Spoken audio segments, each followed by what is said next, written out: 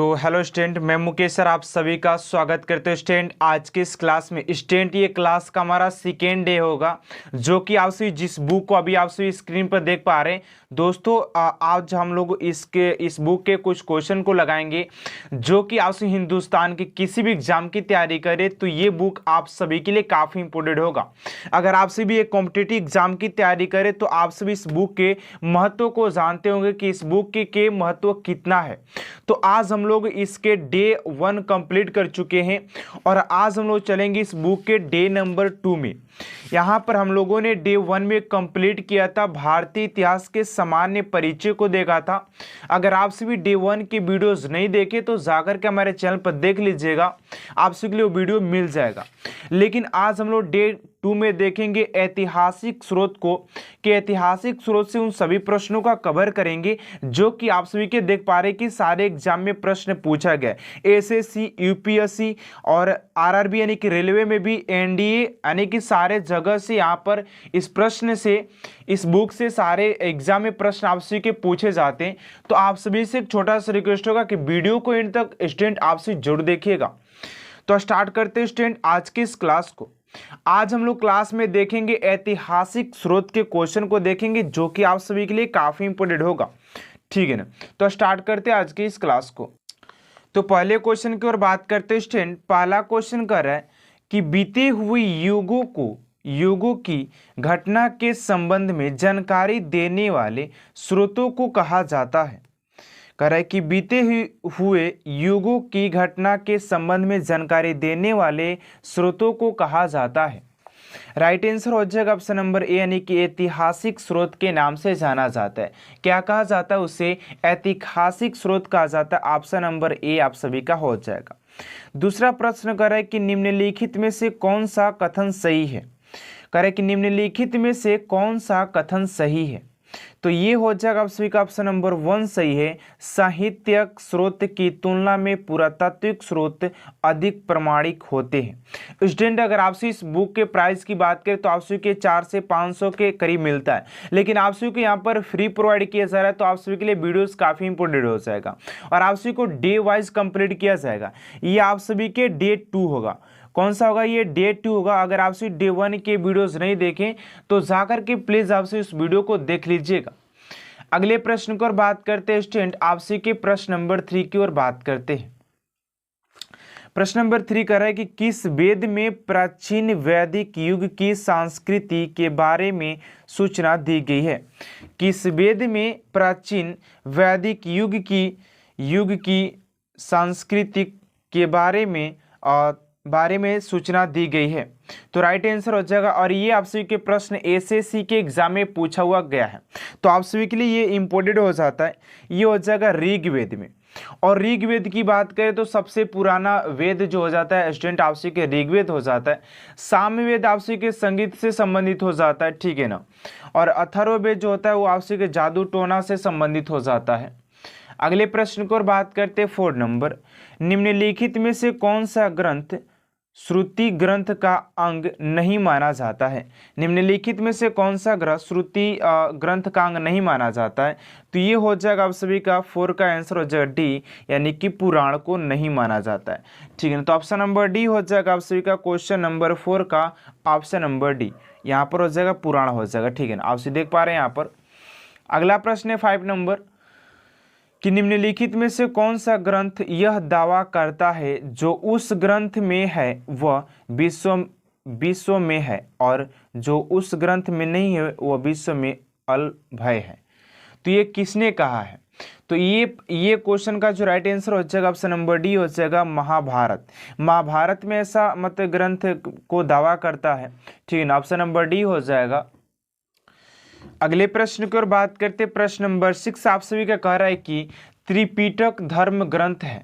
तो त्रिपिटक धर्म ग्रंथ की बात करें तो यहाँ पर सबसे पहले आप सभी देख लीजिए कि ये प्रश्न जो है एसएससी, आरआरबी और आरटीएस और आरएएस में ये पूछा हुआ प्रश्न है, जो कि आप सभी के लिए काफी इंपोर्टेंट हो जाता है। राइट आंसर हो जाएगा 6 का ऑप्शन नंबर बी, यानी कि यहाँ पर बौद्धों का हो जाएगा। जो त्रिपिटक जो धर्म ग्रंथ है वो बौद्धों के लिए है, ठीक है ना। अगला प्रश्न है 7 नंबर कि जातक किसका ग्रंथ है। तो जातक की बात करें स्टूडेंट तो ये हो जाता है बौद्ध के लिए। यहां पर देख लीजिए कि आपसे कि रेलवे में प्रश्न पूछा गया है। अगला प्रश्न है कि मिलिंद पंडहो यानी कि मिलिंद के प्रश्न राजा मिलिंद और किस बौद्ध भिक्षु के मध्य संवाद के रूप में है। तो राइट आंसर हो जाएगा आपसे का प्रश्न नंबर 8 का ऑप्शन नंबर ए नागसेन हो जाएगा। और ये देखिए प्रश्न क्यों टॉप लग रहा है, क्योंकि स्टूडेंट ये प्रश्न आपसे का जो है वो यूपीएससी के एग्जाम में पूछा हुआ प्रश्न है। देखिए आपसे को ये वीडियोस देखने से बेनिफिट ये मिलेगा कि आपसे को एक आइडियाज लगेगा कि कैसे कैसे प्रश्न एग्जाम में पूछे जा रहे हैं, ठीक है ना।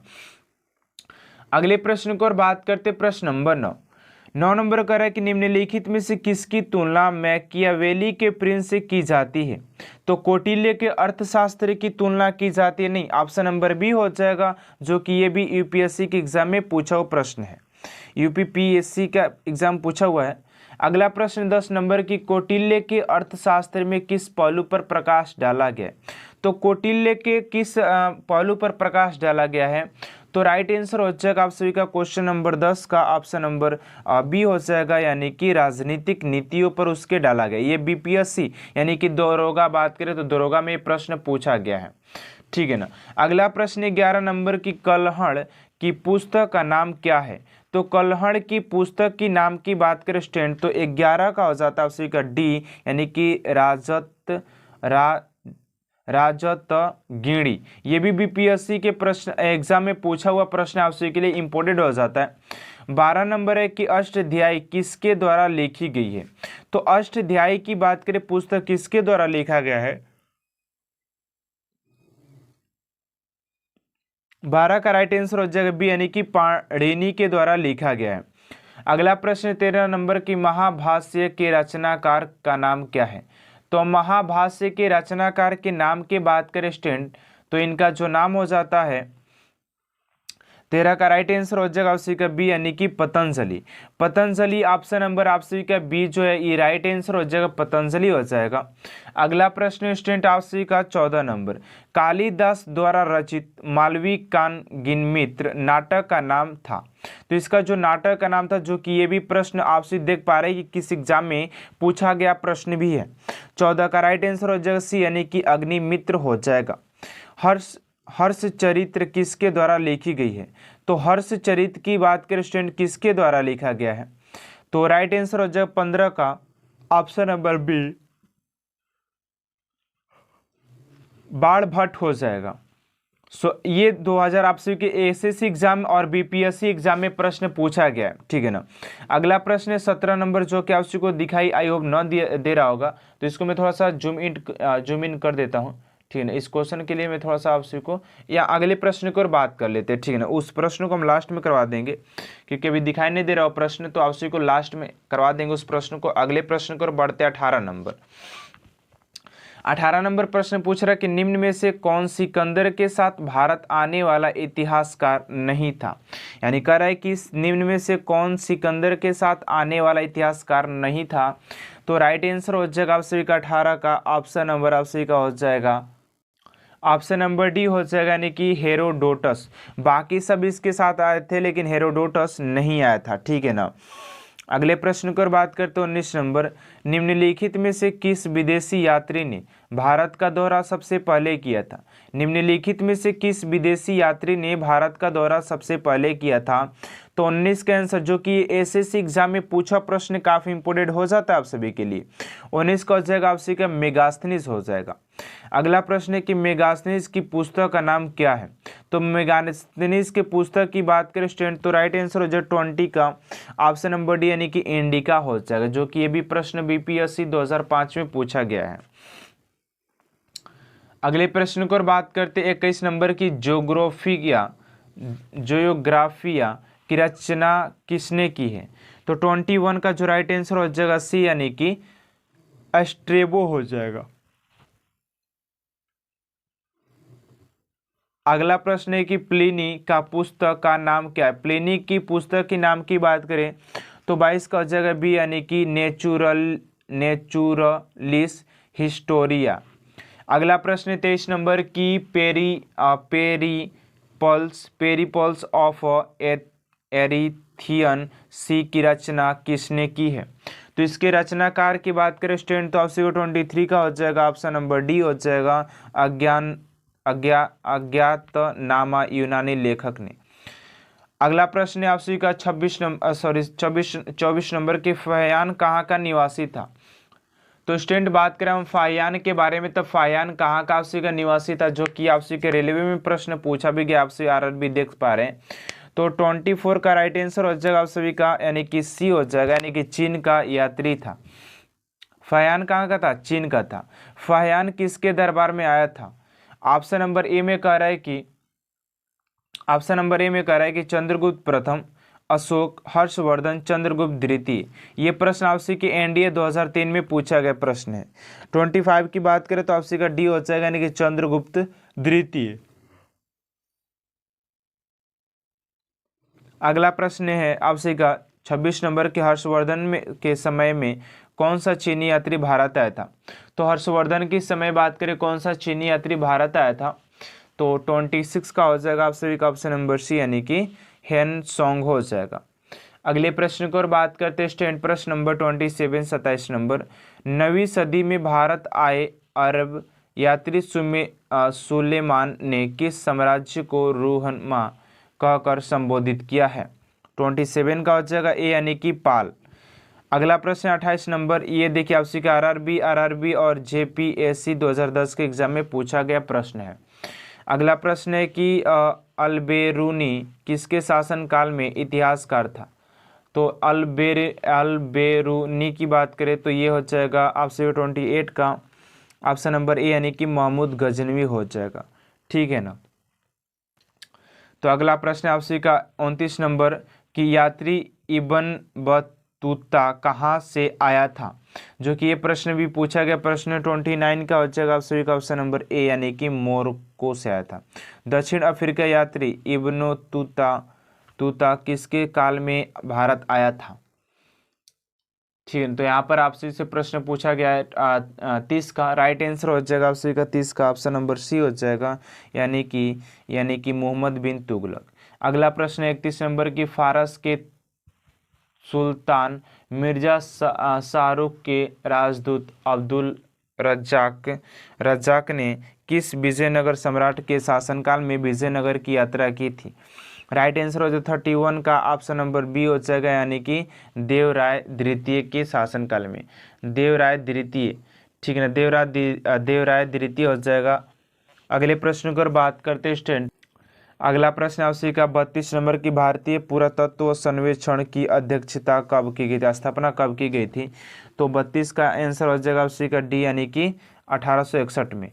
अगला प्रश्न है कि भारतीय पुरातत्व का जनक किससे कहा जाता है? तो भारतीय पुरातत्व के जनक आपसे कहा जाता है अलेक्जेंडर कनिंघम को कहा जाता है, अलेक्जेंडर कनिंघम को कहा जाता है। अगला प्रश्न है कि निम्नलिखित विद्वानों में हड़प्पा सभ्यता का सर्वप्रथम खोजकर्ता कौन था? R D Banerjee, sir John Marshall, Cunningham, Dayaram Saraswati. तो सर्वोत्तम की बात करें तो राइट आंसर हो जाएगा इस क्वेश्चन का, तो 34 का राइट आंसर हो जाएगा दयाराम साहनी। अगला कह रहा है कि हड़प्पा सभ्यता की खोज किस वर्ष हुई थी? तो हड़प्पा सभ्यता की खोज की बात करें किस वर्ष में हुई थी? 1901, 1922, 1921, 1935, 1942। तो इस क्वेश्चन का जो राइट आंसर हो जाएगा आप सभी। तो अगले प्रश्न की ओर बात करते हैं, यहाँ पर आपसी का दयाराम साहनी हो जाएगा, इसका आंसर कहाँ गया? दयाराम साहनी हो जाएगा। अगला प्रश्न है कि हड़प्पा सभ्यता की खोज किस वर्ष हुई थी? तो हड़प्पा सभ्यता की खोज की बात करें स्टूडेंट तो आपसी का 35 का हो जाएगा, देख लीजिएगा, आपसे मैच कर लीजिएगा, यानी कि BE 1921 ईस्वी में। ठीक है ना। अगले पैराग्राफ की ओर बढ़ते हैं और अगले पेज नंबर की ओर बढ़ते हैं स्टूडेंट आप सभी को। और आप सभी से एक छोटा सा रिक्वेस्ट है यार कि अभी तक आपसे हमारे चैनल सब्सक्राइब नहीं किए तो प्लीज़ चैनल सब्सक्राइब कर बेल आइकन को प्रेस कर दीजिएगा, ताकि ये इकलौता चैनल जहाँ से कि आप सभी के लिए फ्री बुक प्रोवाइड भी कर रहा है और डेली बेहतर से बेहतरीन करने का प्रयास किया जाता है। अगला प्रश्न है कि सिंधु घाटी सभ्यता को खोज निकालने में जिन दो भारतीयों का नाम जुड़ा है वो कौन कौन से? तो हो जाएंगे दयाराम साहनी एवं राखालदास बनर्जी हो जाएंगे। 36 का जो राइट आंसर हो जाएगा, आपसे मत लिखिए तो अच्छा ही है, 36 का ऑप्शन नंबर ए हो जाएगा। अगला प्रश्न है हड़प्पा एवं मोहनजोदड़ो की पुरातात्विक खुदाई के प्रारंभी थे। उसके खुदाई करने वाले प्रारंभिक थे, नहीं। तो राइट आंसर हो जाएगा आप सभी का 37 का।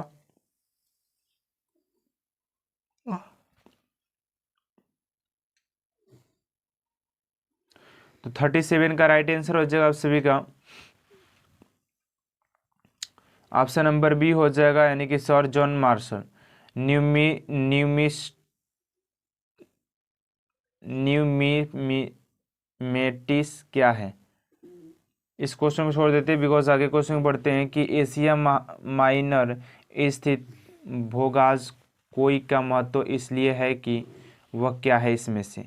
तो 39 का हो जाएगा आप सभी का 39 ऑप्शन नंबर, यानी कि वहाँ से जो अभिलेख प्राप्त हुआ है उसके 4 वैदिक देवताओं इन वरुण, मित्र व नारायण का उल्लेख करना है।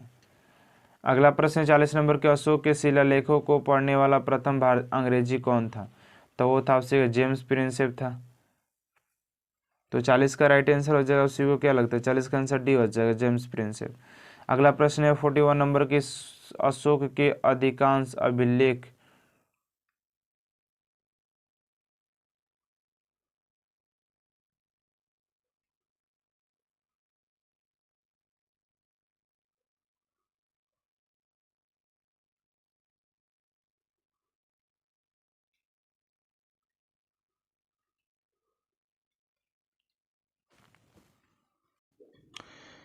तो बात करते हैं स्टूडेंट अगले प्रश्न की ओर, और अगला प्रश्न आपसी का 36 नंबर प्रश्न कह रहा है कि सिंधु घाटी सभ्यता को खोज निकालने में जिन 2 भारतीयों का नाम जुड़ा है वे कौन है? तो इस क्वेश्चन का जो राइट आंसर हो जाए, क्वेश्चन आप सभी देख पा रहे हैं कि आपसे के एग्जाम में ये प्रश्न पूछा भी गया है, जो कि आप सभी के आने वाले एग्जाम के लिए काफी इंपोर्टेंट हो जाएगा। तो राइट आंसर हो जाएगा 36 का ऑप्शन नंबर बी हो जाएगा, यानी कि जॉन मार्शल एवं ईश्वरी प्रसाद हो जाएंगे। दयाराम साहनी एवं राखलदास बनर्जी। तो राखलदास बनर्जी तो सिंधु सभ्यता के नहीं थे, ये थे आप सभी के मोहनजोदड़ो के थे, ठीक है। तो ऑप्शन नंबर बी हो जाएगा आप सभी का राइट आंसर। अगले प्रश्न को और बात करते हैं स्टूडेंट 37 नंबर प्रश्न आपसे कह रहा है कि हड़प्पा एवं मोहनजोदड़ो की पुरातात्विक खुदाई के प्रभारी थे, यानी कि इसके प्रभारी कौन थी? ये प्रश्न आप सभी से स्टूडेंट पूछा गया है। करे कि हड़प्पा सभ्यता एवं मोहनजोदड़ो की पुरातात्विक खुदाई के प्रभारी थे। ये क्वेश्चन आप सभी देख पा रहे हैं कि आप सभी के एग्जाम में पूछा प्रश्न है, तो आप सभी के लिए काफी इंपोर्टेंट हो जाएगा। राइट आंसर हो जाएगा आप सभी का 37 का ऑप्शन नंबर डी हो जाएगा, यानी कि कर्नल टॉड हो जाएंगे, कर्नल टॉड हो जाएंगे, ऑप्शन नंबर डी। अगला प्रश्न आप सभी का 38 नंबर की न्यूमिस्मेटिक्स क्या है? तो ये जो न्यूमेटिक्स जो हो जाएगा आपसे क्या हो जाएगा? तो 38 का हो जाएगा आप सभी का ऑप्शन नंबर ए हो जाएगा, प्राचीन पांडुलिपियों का अध्ययन है। प्राचीन पांडुलिपियों के अध्ययन को न्यूमिस्मेटिक्स कहा जाता है, जो कि आपसे कि रेलवे में 2004 में पूछा गया प्रश्न भी है, ठीक है ना। अगले प्रश्न को बात करते हैं 39 नंबर प्रश्न की बात करते कि एशिया माइनर स्थित बोगाज कोई का महत्व इसलिए है, यानी इसका महत्व किस? देखिए आपसे के एग्जाम में ऐसे प्रश्न पूछा जाए जो कि ये बीपीएससी यानी कि दरोगा वरोगा में ये प्रश्न पूछा गया है, ठीक है ना। तो राइट आंसर हो जाएगा आप सभी का 39 का जो राइट आंसर हो जाएगा आप सभी का ऑप्शन नंबर ए हो जाएगा। वहाँ से जो अभिलेख प्राप्त हुए हैं उनमें 4 वैदिक देवताओं इंद्र, वरुण, मित्र व नात्सय का उल्लेख मिलता है। तो ऑप्शन नंबर ए आप सभी का राइट आंसर हो जाएगा। अगला प्रश्न स्टूडेंट आप सभी का 40 नंबर कि अशोक के शिलालेखों को पढ़ने वाला प्रथम अंग्रेज कौन था? तो अंग्रेज के शिलालेख को पढ़ने वाले प्रथम अंग्रेज की बात करें तो ये क्वेश्चन आप देख पा रहे हैं कि एसएससी के एग्जाम में, उसके बाद बात करें बीपीएससी एग्जाम में और सीजीपीसीएस के एग्जाम में भी ये प्रश्न पूछा गया, काफ़ी इंपोर्टेंट है आप सभी के लिए। तो इस क्वेश्चन का जो राइट आंसर हो जाएगा आप सभी का 40 का जो हो जाएगा यहाँ पर जेम्स प्रिंसेप हो जाएगा, James Prinsep, option number D आप सभी का राइट आंसर हो जाएगा, ठीक है ना। अगले प्रश्न को बात करते हैं स्टूडेंट प्रश्न नंबर 41 नंबर प्रश्न पूछ रहा है कि अशोक के अधिकांश अभिलेख किस भाषा व लिपि में है? तो अधिकांश की बात करें तो उसका जो लिखा हुआ जो अधिकांश था वो 41 का हो जाएगा सी, यानी कि पाली व ब्राह्मी लिपि में लिखा गया था, ठीक है ना। ऑप्शन नंबर सी हो जाएगा आप सभी का। अगला प्रश्न है कि कहाँ से अशोक के द्विभाषी अभिलेख प्राप्त हुए थे। तो द्विभाषी यानी कि ग्रीक और आरमाइक जो अभिलेख थे वो कहाँ से प्राप्त हुए थे। ठीक है, तो राइट आंसर हो जाएगा उसी का 42 का ऑप्शन नंबर आपसी का ए हो जाएगा, यानी कि 42 का, यानी कि सर ए कूना यानी कि कंधार से प्राप्त हुए थे। ठीक है ना। अगले प्रश्न को और बात करते हैं स्टूडेंट, प्रश्न नंबर 43 नंबर का रहा है कि अशोक के मनसेहरा यानी पाकिस्तान व शहबाजगढ़ी पाकिस्तान से प्राप्त शिलालेखों में किस लिपि का प्रयोग किया गया है। तो यहाँ पर आपसे कि ये प्रश्न आपसे कि एग्जाम में पूछा गया। ठीक है ना। तो राइट आंसर हो जाएगा 43 का ऑप्शन नंबर ए, यानी कि खरोष्टी लिपि का प्रयोग किया गया था। ठीक है ना। आपसे स्टूडेंट यकीन मानिएगा, आपसे अगर किसी भी एग्जाम की तैयारी करें तो इस बुक के जो मत होता है ना काफ़ी इंपोर्टेंट होता है, और आपसे कि किसी भी एग्जाम में यहाँ से प्रश्न 100% पूछा जाता है, जो कि आपसे देख पा रहे हैं कि यहाँ पर एसएससी से लेकर के यूपीएससी तक और बीपीएससी तक प्रश्न इस बुक से पूछा गया है। ठीक है ना। अगला प्रश्न है 44 नंबर कि प्राचीन भारत में कौन सी एक लिपि दाईं से बाईं ओर लिखी जाती है। कह रहा कि प्राचीन भारत में कौन सी लिपि दाएं से बाएं की ओर लिखी जाती है। ये जो आपसे के एग्जाम यूपीएससी के एग्जाम में पूछा गया प्रश्न है। यूपीएससी के एग्जाम आपसे समझ पा रहे हैं कि विश्व के सबसे टॉप एग्जाम में एक है। ठीक है ना। तो 44 का राइट आंसर हो जाएगा डी, यानी कि खरोष्टी हो जाएगा। यहाँ पर मैं आपसे को दिखा देता हूँ, इसका जो राइट आंसर हो जाएगा आपसे क्या हो जाएगा, खरोष्टी हो जाएगा। ठीक है ना। यहाँ पर ऑप्शन नंबर डी में आपसे खरोष्टी दिया हुआ है। अगला प्रश्न है 45 नंबर की हेलियोडोरस का बेस नगर अभिलेख संदर्भित है। तो ये भी आपसे के ईपीपीसीएस में पूछा गया प्रश्न है। आपसी का जो 45 का जो राइट आंसर हो जाएगा ऑप्शन नंबर डी हो जाएगा, यानी कि केवल वासुदेव हो जाएगा। अगला प्रश्न स्टूडेंट आपसी का 46 नंबर की निम्नलिखित में से कौन सा अभिलेख कलिंग नरेश खारवेल से संबंधित है। निम्नलिखित में से कौन सा शिलालेख अभिलेख कलिंग नरेश खारवेल से संबंधित है। राइट आंसर हो जाएगा 46 का ऑप्शन नंबर यानी कि ए हो जाएगा, यानी कि हाथी गुफा। ठीक है ना। ऑप्शन नंबर ए हो जाएगा हाथी गुफा। 47 नंबर प्रश्न पूछा जा रहा है कि सर्वप्रथम भारत में विश्व शुद्ध संस्कृत भाषा में लांबा अभिलेख किस राजा द्वारा जारी किया गया था। 27 का राइट आंसर हो जाएगा बी, यानी कि आपसी के सत्रप रुद्रमन द्वारा किया गया था। अगला प्रश्न है 48 नंबर की काव्य शैली का प्राचीनतम नमूना किसके अभिलेख में मिलता है। ये भी प्रश्न आपसे के पूछा गया है कि काव्य शैली का प्राचीनतम नमूना किसके अभिलेख से मिलता है। तो 48 का जो राइट आंसर हो जाएगा आप सभी का ऑप्शन नंबर ए हो जाएगा, रुद्रदमन की हो जाएगा, मिलता है रुद्रदमन की मिलता है। ठीक है ना। ये भी प्रश्न आपसी के पूछा गया। अगला प्रश्न 49 नंबर की निम्नलिखित में से किस अभिलेख में चंद्रगुप्त मौर्य और अशोक दोनों का उल्लेख मिलता है। तो कौन सा आपसी के अभिलेख में मिलता है। तो यहाँ पर हो जाएगा 49 का आप सभी का ऑप्शन नंबर बी हो जाएगा, महासत्रपन रुद्रम और जूनागढ़ अभिलेख, यानी कि ऑप्शन नंबर बी आप सभी का राइट आंसर हो जाएगा। अगले प्रश्न को बात करते हैं स्टूडेंट। अगला प्रश्न आपसी का 50 नंबर प्रश्न स्टूडेंट पूछा जा रहा है कि समुद्रगुप्त की सैनिक उपलब्धियों का वर्णन उसके किस अभिलेख में मिलता है। ये भी प्रश्न आपसी के पूछा गया। प्रश्न बीपीएससी में भी आपसे प्रश्न ये पूछा गया। ठीक है ना। तो राइट आंसर हो जाएगा 50 का आप सभी का ऑप्शन नंबर डी हो जाएगा, यानी कि प्रयाग के हो जाएगा। अगला प्रश्न आपसी का यहाँ पर 51 नंबर की प्रयाग प्रस्ति अभिलेख का लेखन हरिसेन किस शासक का दरबारी कवि था। तो ये हो जाएगा आपसे किसका दरबारी कवि था।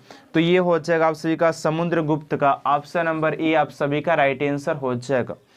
अगला प्रश्न है 52 नंबर प्रश्न कह रहा है कि मेहरौली यानी दिल्ली स्थित लौह स्तंभ का निर्माण किस सदी में हुआ था। ये आपसी की नेशनल डिफेंस एकेडमी यानी कि यहाँ पर एनडीए में पूछा गया प्रश्न काफ़ी इंपोर्टेंट है आप सभी के लिए। आप सभी देख पा रहे हैं कि डिफेंस के सबसे टफेस्ट एग्जाम में ये प्रश्न पूछा गया है।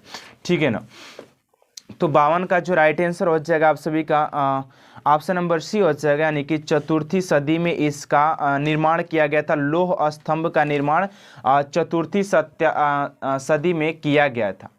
अगले प्रश्न की ओर बात करते हैं, प्रश्न नंबर 53 नंबर प्रश्न पूछा गया है कि दिल्ली के मेहरौली के कुव्वत उल इस्लाम मस्जिद के प्रयोग में स्थित प्रसिद्ध लौह स्तंभ किसकी स्मृति में है? तो राइट आंसर हो जाएगा आपसी का 53 का ऑप्शन नंबर बी हो जाएगा, यानी कि ये चंद्र की स्मृति में लगाया गया है। ठीक है ना। अगले प्रश्न की ओर बात करते हैं स्टूडेंट, प्रश्न नंबर 54 नंबर प्रश्न पूछा गया है कि सती प्रथा का पहला पुरातात्विक उल्लेख कहाँ मिलता है? तो सती प्रथा के पहला पुरातात्विक उल्लेख की बात करें स्टूडेंट की कहाँ पर मिलता है? तो यहाँ पर राइट आंसर हो जाएगा उसी का 54 का ऑप्शन नंबर सी एरण अभिलेख से मिलता है। ठीक है ना। अगला प्रश्न आपसी का यहाँ पर 55 नंबर प्रश्न पूछा गया है कि एरण अभिलेख का संबंध किस शासक से है? जो कि आपसे की रेलवे में प्रश्न पूछा गया है। तो एरण अभिलेख का संबंध किससे है? तो आपसे 55 का हो जाएगा डी, यानी कि भानुगुप्त से हो जाएगा, भानुगुप्त से। अगला प्रश्न आपसे का 56 नंबर, और 56 नंबर प्रश्न पूछा गया है कि ए होल प्रस्ती का रचयिता रवि कीर्ति किस चालुक्य शासक का दरबारी कवि था? तो यहाँ पर हो जाएगा आपसी का 56 का ऑप्शन नंबर आपसी का हो जाएगा 56 का ऑप्शन नंबर बी हो जाएगा, यानी पुलकेशिन द्वितीय के हो जाएंगे। ठीक है ना। अगले प्रश्न की ओर बात करते हैं स्टूडेंट, 57 नंबर प्रश्न पूछा गया कि हर्ष एवं पुलकेशिन द्वितीय के मध्य हुए संघर्ष की जानकारी कहाँ मिलती है? तो इसकी जो जानकारी मिलती है आप सभी की, यानी कि ऐहोल अभिलेख से मिलता है। ऑप्शन नंबर ए हो जाएगा।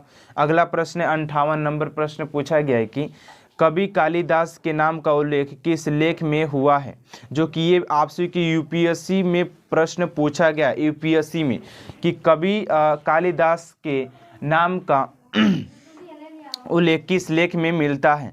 राइट आंसर हो जाएगा 58 का ऑप्शन नंबर बी, यानी कि ऐहोल के उत्कीर्ण लेख में इसका उल्लेख मिलता है। ठीक है ना। अगला प्रश्न स्टूडेंट आप सभी का, यानी कि यहाँ पर 59 नंबर पूछा गया है कि अभिलेखों को ऐतिहासिक प्रकथन के साथ प्रारंभ करने की परंपरा का सूत्रपात किसने किया था? तो इसका सूत्रपात की बात की किसने किया था? तो राइट आंसर हो जाएगा बी, यानी कि राजा प्रथम ने किया था, राजा प्रथम ने किया था।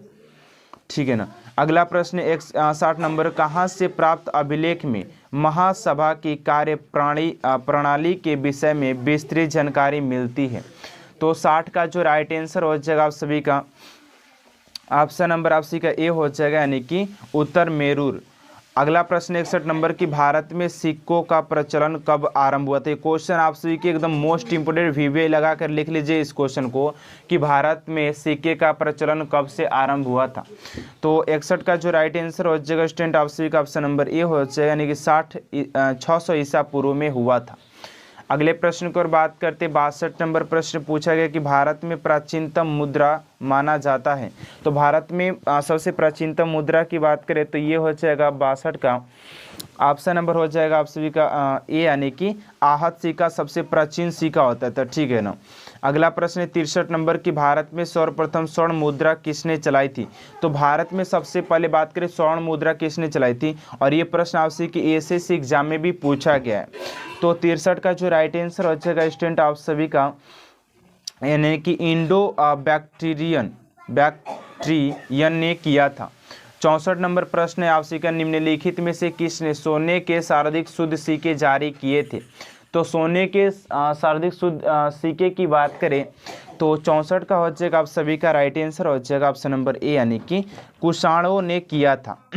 अगला प्रश्न है 65 नंबर की सातवाहनों के समय में मुद्रा सर्वाधिक किस धातु के बने थे? तो सातवाहनों की बात करें तो सीसा के अत्यधिक मुद्रा उन्होंने बनवाया था, लेकिन ये मुद्रा चल नहीं पाया क्योंकि ये सिक्के का था तो इसको बदलना पड़ा। ठीक है ना। अगला प्रश्न है 66 नंबर, जो कि आप सभी के लिए काफ़ी इंपॉर्टेंट है। अगर आप सभी भी रेलवे की एग्जाम की तैयारी करते हैं, अगर किसी भी एग्जाम की तैयारी करते हैं, तो आप सभी के लिए ये क्लास एकदम सबसे सर्वोत्तम होने वाला है। ठीक है ना। अगला प्रश्न है कि निम्नलिखित में से किसने बड़े पैमाने का स्वर्ण मुद्रा चलाई थी? तो सबसे बड़े पैमाने के स्वर्ण मुद्रा की बात करें तो ये चलाए थे आप सभी के कुषाण शासकों ने। ऑप्शन नंबर सी हो जाएगा आप सभी का। अगले प्रश्न की ओर बात करते हैं तो अगला प्रश्न आप सभी का 67 नंबर का है कि सोने के शारदिक सिक्के किस काल में जारी किए गए थे। तो सोने के शारदिक सिक्के की बात करें कि किस काल में शारदिक जारी किए गए थे, तो 67 का जो राइट आंसर हो जाएगा आप सभी का ऑप्शन नंबर बी हो जाएगा, यानी कि गुप्त काल में शारदिक सोने के सिक्के जारी किए गए थे। ठीक है ना। अगला प्रश्न है 68 नंबर की निम्नलिखित में से किस स्थल से रोमन सिक्के मिले थे, यानी कि ऐसा कौन सा स्थल था जहाँ से रोमन सिक्के मिले थे।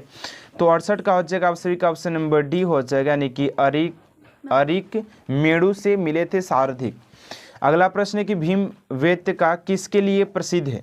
तो भीमबेटका की बात करें जो कि मध्य प्रदेश में स्थित है, और ये आपसे कि यहाँ पर एग्जाम में प्रश्न पूछा भी गया है। तो राइट आंसर हो जाएगा ये गुफाओं के शैल चित्र के लिए संबंधित हो जाता है, यानी कि प्रसिद्ध भी हो जाता है।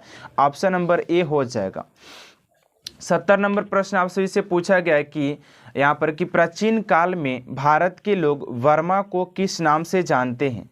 कह रहा है कि यहाँ पर, और ये प्रश्न आपसे कि यूपीएससी के एग्जाम में भी प्रश्न पूछा गया है, तो आप सभी के लिए काफ़ी इंपॉर्टेंट हो जाता है। यहाँ पर देख पा रहे हैं आप लोग कि यूपीएससी के एग्जाम में पूछा गया प्रश्न है, प्राचीन काल में भारत के लोग वर्मा को किस नाम से जानते हैं। राइट आंसर हो जाएगा आप सभी का 70 का ऑप्शन नंबर ए हो जाएगा, यानी कि स्वर्ण भूमि के नाम से जानते हैं। अगला प्रश्न है कि अंकोर वाट कहाँ स्थित है। तो अंकोर वाट की बात करें तो आपसे देख पा रहे हैं कि रेलवे में भी प्रश्न आपसे के पूछा गया है कि अंकोर वाट कहाँ पर स्थित है। राइट आंसर हो जाएगा कंबोडिया में स्थित हो जाएगा, ऑप्शन नंबर डी हो जाएगा। अगले प्रश्न को बात करते हैं स्टूडेंट, प्रश्न नंबर 42 नंबर की प्लिनी की मूल कृति नेचुरल हिस्ट्री किस भाषा में रचित है। ठीक है, ये भी आपसे के एग्जाम में प्रश्न पूछा गया है। तो 72 का राइट आंसर हो जाएगा बी, यानी कि लैटिन भाषा में रचित है। अगला प्रश्न है कि चचनामा सिंध का इतिहास है और मूल रूप से किस भाषा में लिखी गई है। तो ये मूल रूप में बात करें तो किस भाषा में लिखी गई है, तो ये मूल रूप से अरबी भाषा में लिखी गई है। ठीक है, तो ऑप्शन नंबर डी आप सभी का राइट आंसर हो जाएगा। अगले प्रश्न को बात करते हैं आपसे 74 नंबर प्रश्न पूछा जा रहा है कि भारत के सांस्कृतिक इतिहास के संदर्भ में इतिवृत्तों, राजवंशीय इतिहासों तथा वीर गाथाओं को कंठस्थ करना निम्नलिखित में से किसका व्यवसाय था। यानी देखिए ये आपसे के प्रश्न आपसे के यूपीएससी के एग्जाम में ये भी प्रश्न पूछा गया है। तो इस क्वेश्चन का जो राइट आंसर हो जाएगा उसी का 74 का ऑप्शन नंबर आप सभी का डी हो जाएगा, यानी कि मागध हो जाएगा। अगला प्रश्न है कि चीनी यात्री सुंग यून ने भारत की यात्रा की थी, कब किया था भारत की यात्रा, जो कि आपसे के बीपीएससी के एग्जाम में पूछा गया प्रश्न है। तो 75 का हो जाएगा, यानी कि ए, यानी कि 518 से 522 ईसा पूर्व तक किया था, ईसा तक किया था। अगला प्रश्न है 76 नंबर की महाभारत युद्ध के लिए 1301 ईसा पूर्व तिथि का उल्लेख निम्नलिखित में से किस अभिलेख में हुआ है। तो यहाँ पर बात करें कि किस अभिलेख में हुआ था, राइट आंसर हो जाएगा आप सभी का 76 का ऑप्शन नंबर ए हो जाएगा, यानी कि पुलकेशिन द्वितीय का एहोल अभिलेख में इसका दिया गया है। अगला प्रश्न है 77 नंबर की रबा तक अभिलेख संबंधित है। तो ये जो संबंध हो जाता है शिलालेख की बात, अभिलेख की बात करें तो ऑप्शन नंबर सी हो जाएगा, यानी कि कनिष्क से संबंधित है।